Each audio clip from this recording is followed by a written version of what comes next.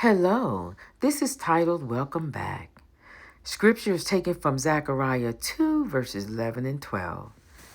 And many nations shall be joined to the Lord in that day, and shall be my people, and I will dwell in the midst of thee, and thou shalt know that the Lord of hosts has sent me unto thee. And the Lord shall inherit Judah, his portion in the Holy Land, and shall choose Jerusalem again. Saints, we must come out of Babylon. It is time to start making plans to go home. We must begin to make our way back. God's people must join the ranks of those who want to choose salvation rather than destruction with the wicked. Although a heathen nation took them into captivity, they were only to stay there for 70 years, then return back to Jerusalem and rebuild the temple and worship the one true God. The reason they were taken into captivity was because of their rebellion against God. They had turned their backs on him and were worshiping idols. They had become like the nations all around them. And God, through Jeremiah and Ezekiel, gave them warning to come back and repent. And after years of pleading with the children of Israel, they refused to give up their idols, and God had no choice but to allow them to go into captivity to get their attention. After 70 years, not all left. Some stayed in Babylon, and like today, the invitation is still available, the call to come back. But God will never force anyone's worship. He only gives the invitation. Revelation 18:4.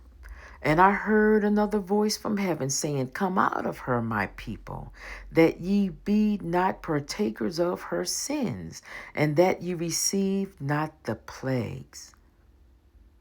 Saints, God is calling all of his children out of the world.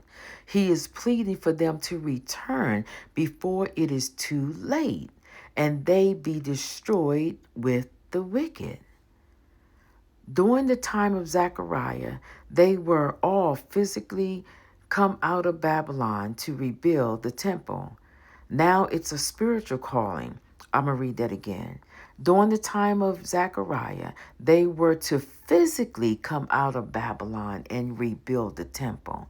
Now it is a spiritual calling to turn our hearts back to the one true God, a rebuilding of the heart.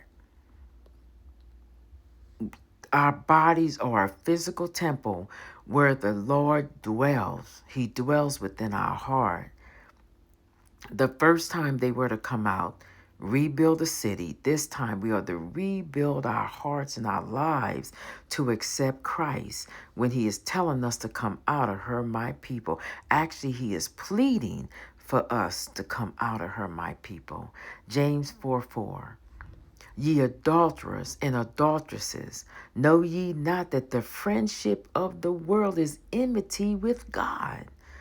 Whosoever therefore will be a friend of the world is an enemy of God.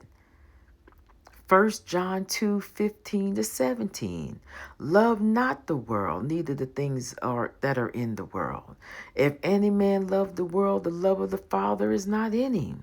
For all that is in the world, the lust of the flesh, the lust of the eyes, the pride of life, is not of the Father, but is of the world. And the world passes away, and the lust thereof, but he that doeth the will of the Father will abide forever. Saints of God, the things of this world is not worth it. We have to remember and be mindful to choose the things of God. Again, God is pleading, come out of her, my people. That's what he's doing in 1 John 2:15-17. The same call that he made back there in Revelation 18:4. We've got to come out of her. Jews and Gentiles alike, God is pleading, come out of her and live. There is safety in In the arms of God, there is safety in God's house. Saints of God, come back. The things of this world is not worth it. Come back. Thank you again for tuning in to LIT, Lisa's Initial Thoughts.